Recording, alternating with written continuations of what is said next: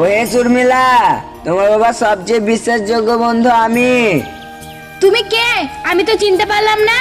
তুমি আমাকে চিনতে পারো না?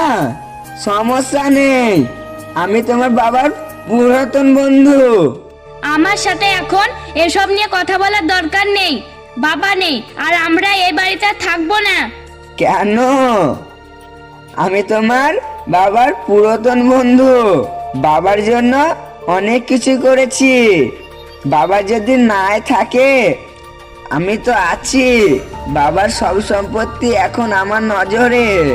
আমি সব দেখাশোনা করব। আমার কোনো কিছুই দরকার নেই। আর কে তুমি? আমার পারিবারিক বিষয়ে তুমি কেন কথা বলছো? আমি তোমার বাবার পুরাতন বন্ধু। আমি সব সমস্যার সমাধান করব।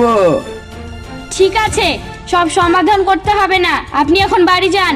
তোমাকে দেখতে আমার খুবই ভালো লাগে। আমি তোমাকে খুবই ভালোবাসি। তুমি আমার বন্ধু হবে? অনুগ্রহ করে এখান থেকে যান। এসো শর্মিলা, আমি তোমাকে একটি জরুরি কথা বলতে চাই। কি কথা? তোমার বাবার সম্পত্তির আসল ভাগীদার আমি। আর সেই সম্পত্তি ভোগ করতে হলে তোমাকে আমার হতে হবে। শর্মিলা, তুমি আমার স্ত্রী হবে? ছি, নিজের নোংরা মন আর চোখ নিয়ে আমার সামনে থেকে দূর হন।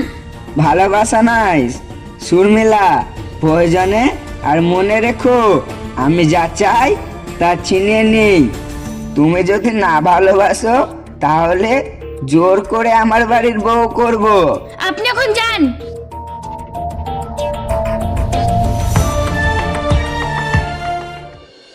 শোনো, আমি তোমাকে একটা কঠিন কথা বলতে চাই। কি কথা বলো না? তোমার গলার স্বর এরকম কেন? আমি তোমাকে ভালোবাসি। তুমি আমাকে বিয়ে করবে? আমাকে এই বিপদ থেকে উদ্ধার করো। তুমি কি বলছো? আমি তো প্রস্তুত। হ্যাঁ।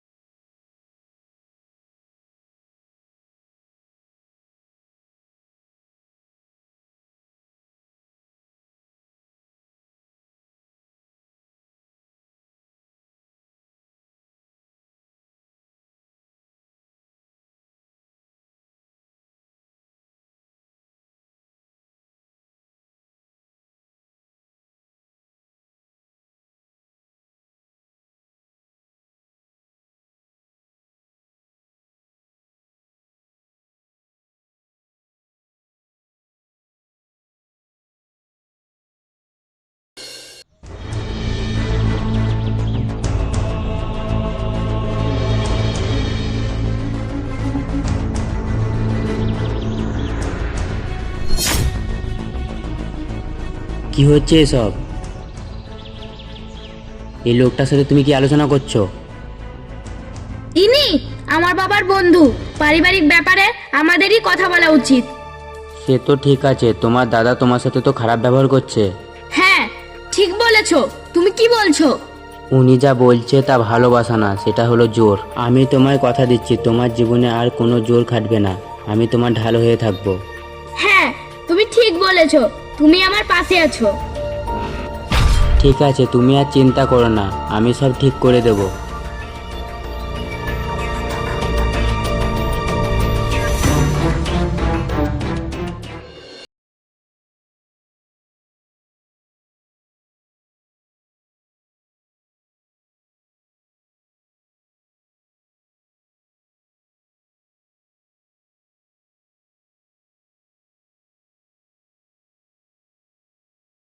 মেলা এখানে বাইরের লোকটির কি কাজ? তোমার বাড়িতে কেন আসবো? আর ইনি বাইরের কেউ নন। আমাকে কেন ভালোবাসিস না? কেন এই লোকটার সাথে মেলামেশা করছিস? কি হয়েছে? কেন এসব বলছো? তুমি সম্পত্তি লোভে ওকে ভুল বোঝাচ্ছ। ওর বাবার পুরো সাম্রাজ্য আমার হাতে, আর তুমি সেই সাম্রাজ্যের পথ আটকাচ্ছ। কি হয়েছে? তুমি মিথ্যা বলছো। তোমার হাতে ছোট বাচ্চা কেন? ওর ভবিষ্যৎ নিয়ে ভেবেছো? কি হয়েছে? তুমি জমিরকে কি বলছো? আজ থেকে এই নিষ্পাপ শিশু নিয়ে কোনো খেলা হবে না। আজ থেকে এই পরিবারের অভিভাবক আমি। সাহস থাকলে আমাকে আটকে দেখাও। কি হয়েছে?